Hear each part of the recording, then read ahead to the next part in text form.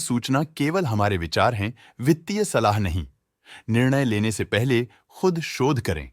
किसी भी लाभ या हानि के लिए हम उत्तरदायी नहीं हैं। इंडसइंड बैंक ने अपनी नई शेयर होल्डिंग रिपोर्ट्स रिलीज की हैं, जो फाइनेंशियल ईयर के क्वार्टर और पहले हाफ को कवर करता है, जो सितंबर 2024 के 30 तक चलता है। ये रिपोर्ट कंपनी के शेयर्स की डिटेल्ड जानकारी देता है, जिसमें promoters, promoter groups, foreign investors, public investors और सरकारी एंटिटीज शामिल हैं। प्रमोटर्स शेयर होल्डिंग 2024 के जून में 16.38% से 2024 के सितंबर में 16.36% तक डिक्रीज हो गया। ये डिक्रीज दिखाता है कि इस टाइम पीरियड में कंपनी पे प्रमोटर्स का कंट्रोल कमजोर हुआ है।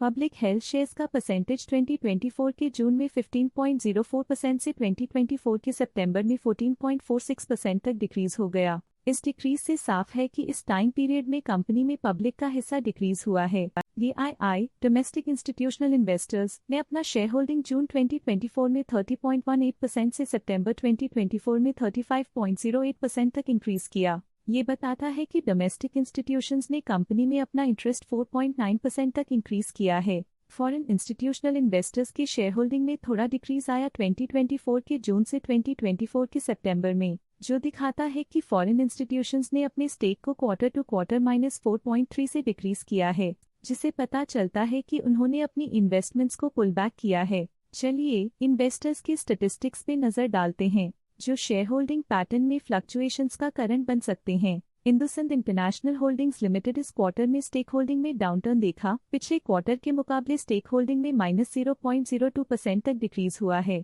इंडसइंड लिमिटेड इस क्वार्टर में स्टेक होल्डिंग में डाउनटर्न देखा। पिछले क्वार्टर के मुकाबले स्टेक होल्डिंग में -0.01% तक डिक्रीज हुआ है। Directors and their relatives, excluding independent directors and nominee directors, ने हाई स्टेक होल्डिंग एक्सपीरियंस करते हुए स्टेक होल्डिंग में 0.01% इंक्रीज देखा गया। फॉरेन कंपनीज की फाइनेंशियल परफॉर्मेंस में एक सिग्निफिकेंट डिफरेंस देखा गया है, जो -0.07% है। लेटेस्ट क्वार्टर में म्यूचुअल फंड स्लैश ने स्टेक होल्डिंग में इंक्रीज देखा, जिसमें 2.82% का अपटिक देखा गया। लेटेस्ट क्वार्टर में Franklin India focused equity fund ने स्टेक होल्डिंग में इंक्रीज देखा, जिसमें 0.16% का अपटिक देखा गया। लेटेस्ट क्वार्टर में ICICI prudential India opportunities fund ने स्टेक होल्डिंग में इंक्रीज देखा, जिसमें 0.69% का अपटिक देखा गया। लेटेस्ट क्वार्टर में HDFC trustee company limited HDFC top 100 fund ने स्टेक होल्डिंग में इंक्रीज देखा, जिसमें 0.17% का अपटिक देखा गया। लेटेस्ट क्वार्टर में SBI निफ्टी 50 ETF ने स्टेक होल्डिंग में इंक्रीज देखा, जिसमें 0.69% का अपटिक देखा गया। ऑल्टरनेट इन्वेस्टमेंट फंड्स ने अपने हिस्से को पिछले क्वार्टर में 0.7% से डिक्रीज करके 0.54% पे ले आए हैं। ये कंसेक्यूटिव क्वार्टर्स में -0.16% स्टेक्स डिफरेंस दिखाता है। बैंक्स ने अपने हिस्से को पिछले क्वार्टर में 0.17% से डिक्रीज करके 0.16% पे ले आए हैं। ये कंसेक्यूटिव क्वार्टर्स में -0.01% स्टेक्स डिफरेंस दिखाता है। लेटेस्ट क्वार्टर में इंश्योरेंस कंपनीज ने स्टेक होल्डिंग में इंक्रीज देखा, जिसमें 2.58% का अपटिक देखा गया। लेटेस्ट क्वार्टर में life insurance corporation of India ने स्टेक होल्डिंग में इंक्रीज देखा, जिसमें 2.3% का अपटिक देखा गया। Provident fund slash pension funds ने अपने हिस्से को पिछले क्वार्टर में 2.15% से डिक्रीज करके 1.8% पे ले आए हैं।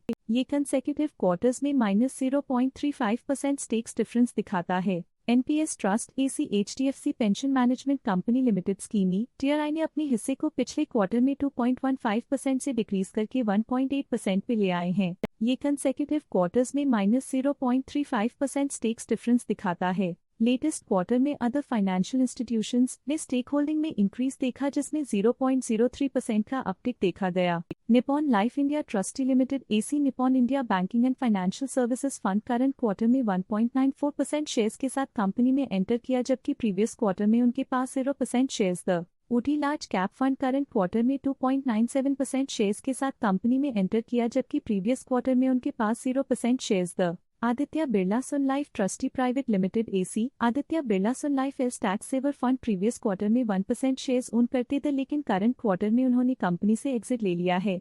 Nippon life India trustee limited A/C Nippon India arbitrage fund previous quarter में 1% शेयर्स ओन करते थे, लेकिन करंट क्वार्टर में उन्होंने कंपनी से एग्जिट ले लिया है। OT Nifty exchange traded fund previous quarter में 2% शेयर्स ओन करते थे, लेकिन करंट क्वार्टर में उन्होंने कंपनी से एग्जिट ले लिया है।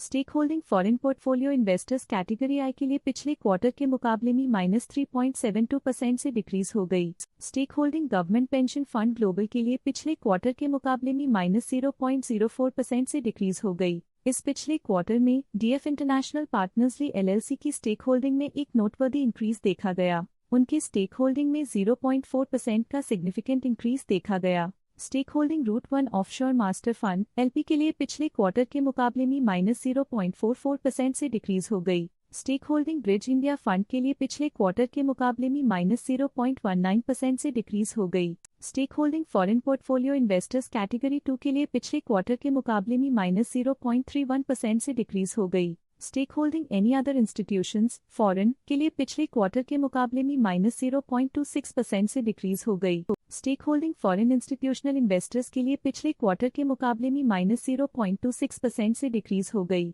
Government of Singapore previous quarter में 1% शेयर्स ओन करते थे, लेकिन करंट क्वार्टर में उन्होंने कंपनी से एग्जिट ले लिया है। Route One fund I LP previous quarter में 1% शेयर्स ओन करते थे, लेकिन करंट क्वार्टर में उन्होंने कंपनी से एग्जिट ले लिया है। DF international partners previous quarter में 1% शेयर्स ओन करते थे, लेकिन करंट क्वार्टर में उन्होंने कंपनी से एग्जिट ले लिया है। तथ्य था कंपनी का करंट शेयर होल्डिंग पैटर्न। देखने के लिए धन्यवाद। स्टॉक लेटेस्ट न्यूज अपडेट के लिए चैनल को सब्सक्राइब करें और वीडियो को लाइक एंड शेयर करें।